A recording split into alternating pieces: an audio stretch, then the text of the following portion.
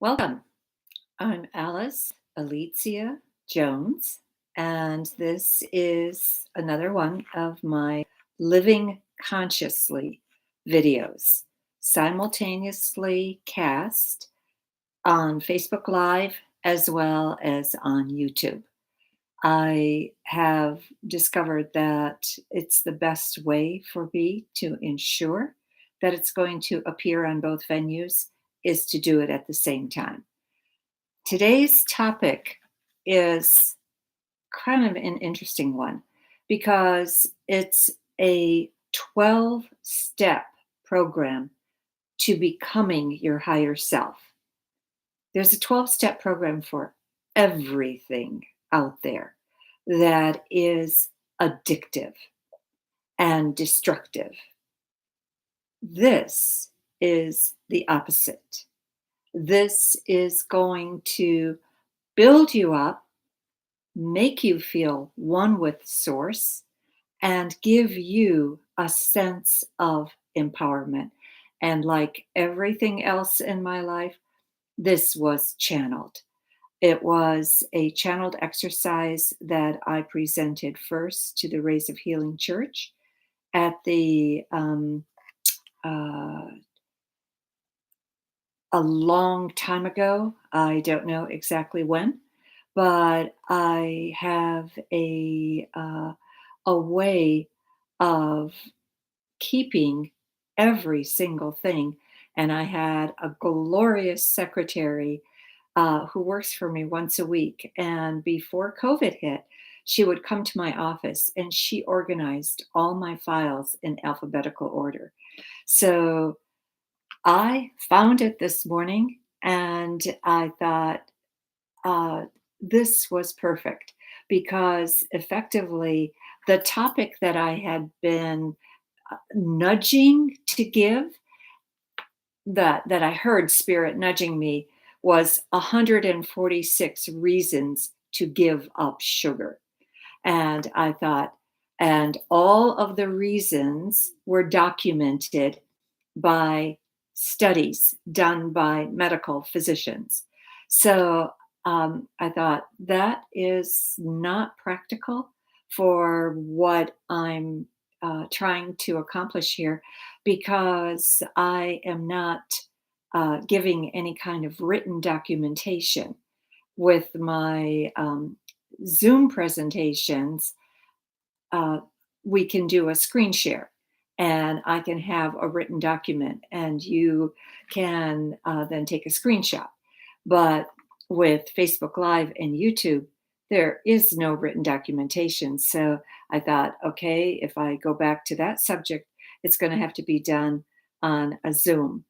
So, anyway, let's just start with the first one. And like I said, everything in my life is channeled. So I get this directly from Spirit. And the first one is, in my estimation, is the hardest step. Because the first step I was told was I am responsible on some level for everything that happens in my life. That's pretty hard to take because it's really just human and normal for us to point fingers and say, you made me do it. You did this to me. And yet, that is not what Spirit is saying. Spirit is saying that I constantly create. I create in the same manner that the Creator does with my thought. I've brought that forward time and time and time again. And I know that God does not make mistakes. We, in our human form, can subscribe to becoming more godlike by constantly searching for a better way to do things. And just understanding that if I created it, if I created the circumstances that I find myself in, I can uncreate it. I can create something new. That's the beauty of free will.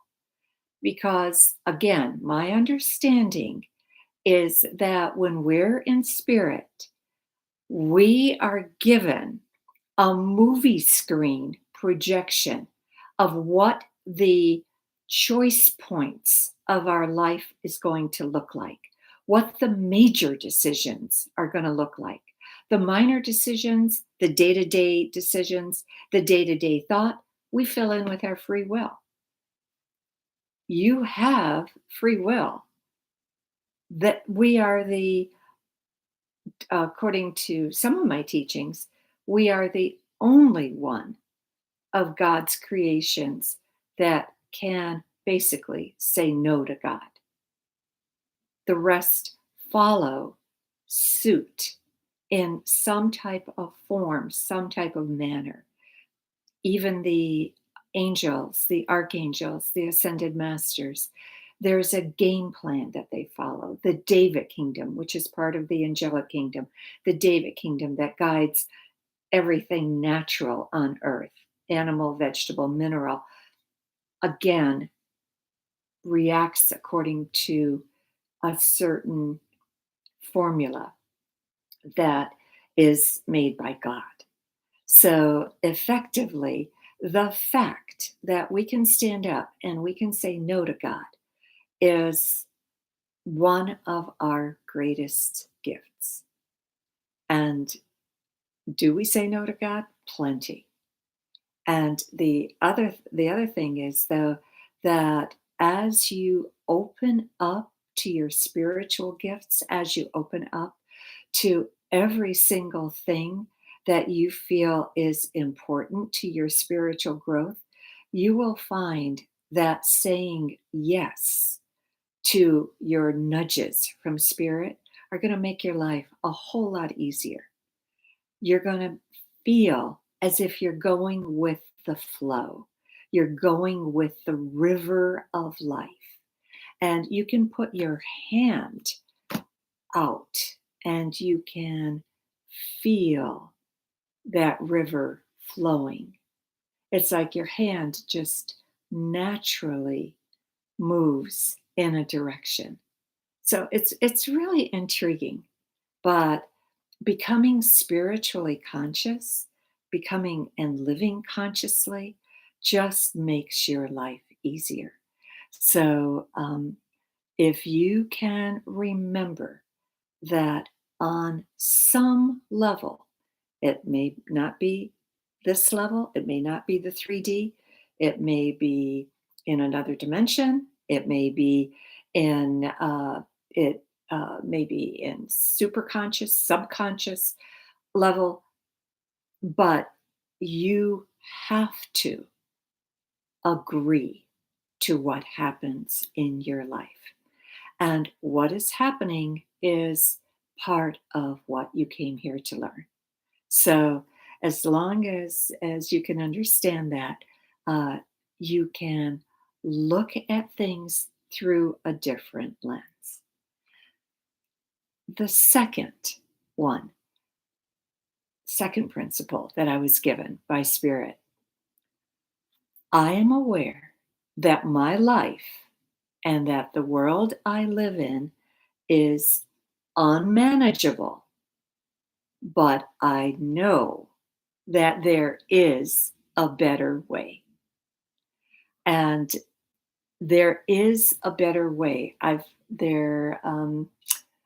think there's a title of a book out there by Catherine Marshall that's called A Better Way.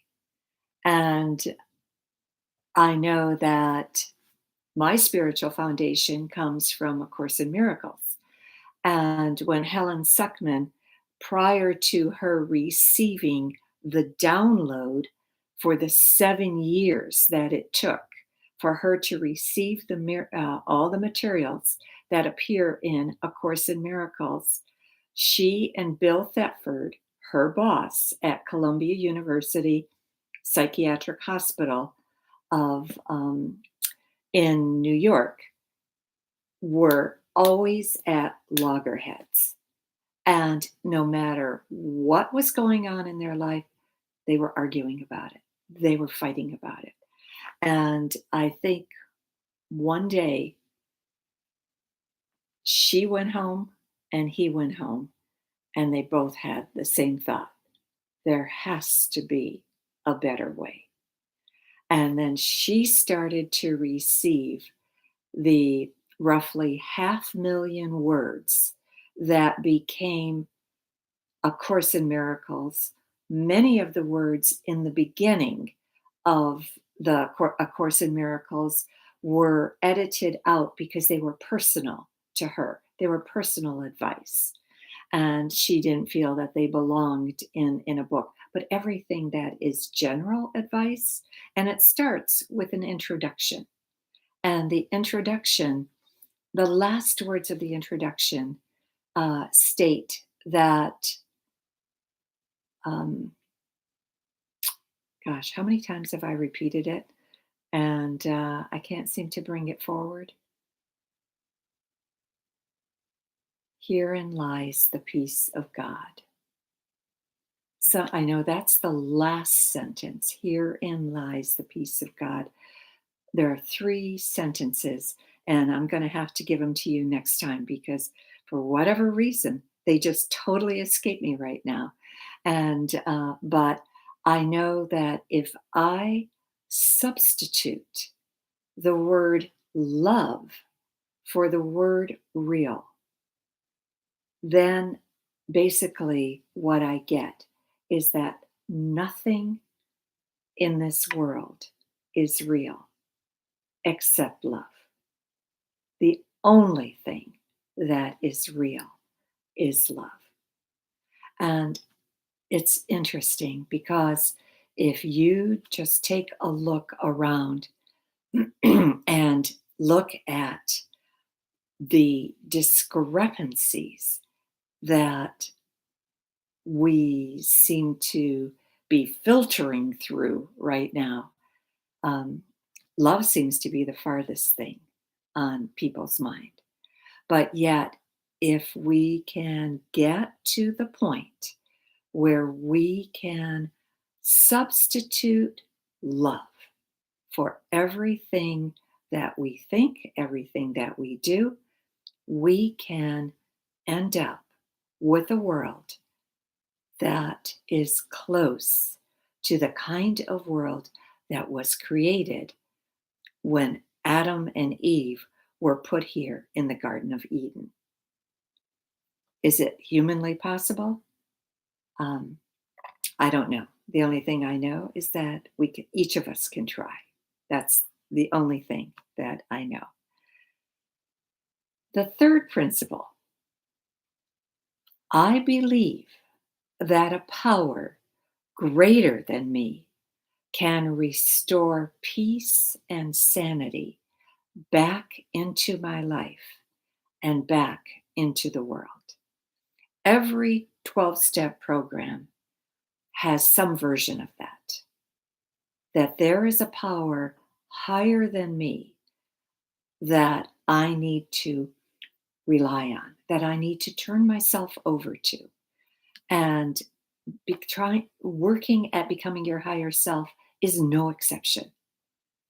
So that if you know that when you come to an impasse, when you come to an argument, especially arguments, oh my God, about religion or politics, that is the worst thing you can get involved in.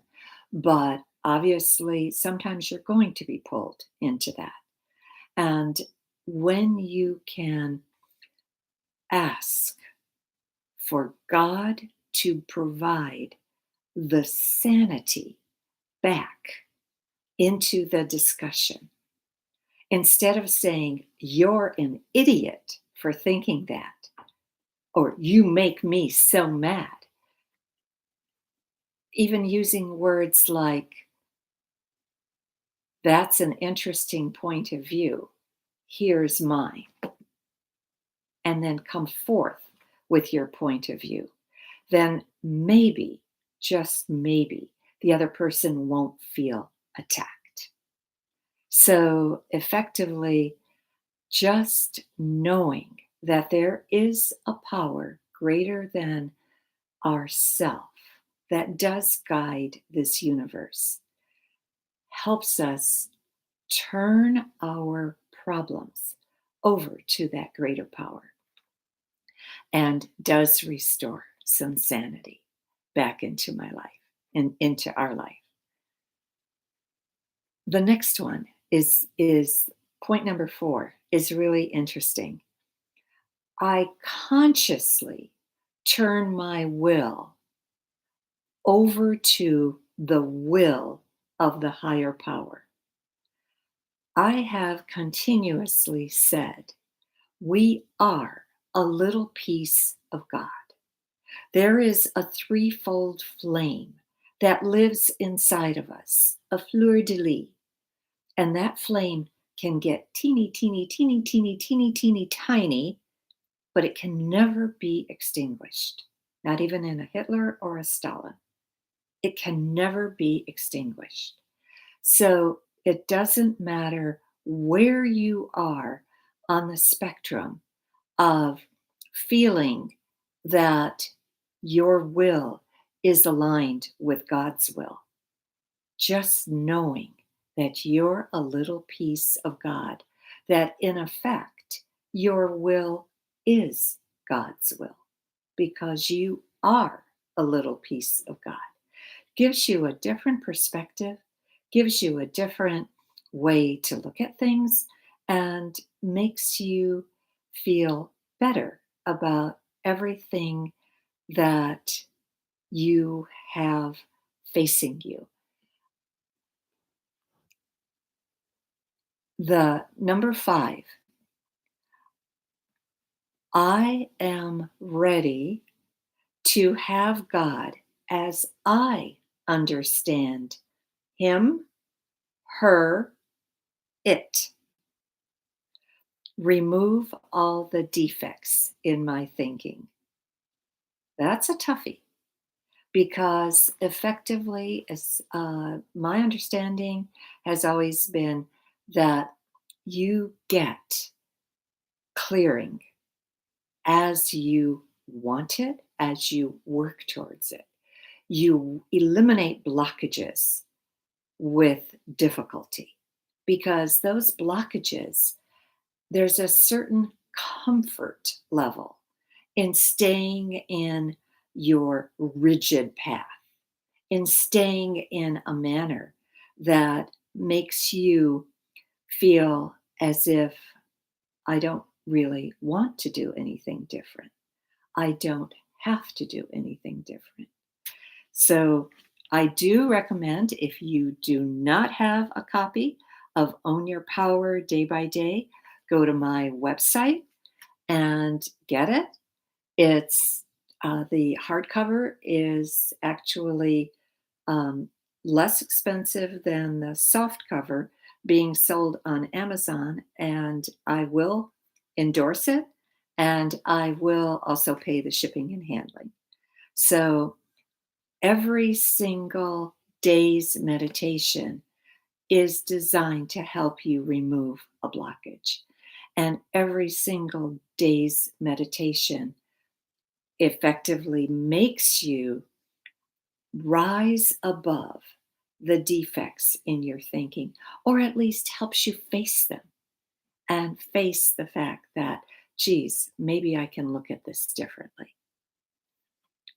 I'm going to stop at number 6 because this is getting a little bit too long. Um, Actually, I think I'm going to give number 6 a place next month because what number 6 is, I am ready to forgive every person, place, and thing that has harmed me, including myself. And I do want to spend a lot of time on that because forgiveness is what gets us off the wheel of karma. So I feel I'm going to start with principle number 6 next Friday. And I obviously I have to continue this. I won't be given a new topic because there are 12 principles, and who knows, Spirit may even give me more. So, anyway, I thank you for watching. I appreciate you being here, and I am thrilled just to be part of your um, willingness to listen to something new. Thank you.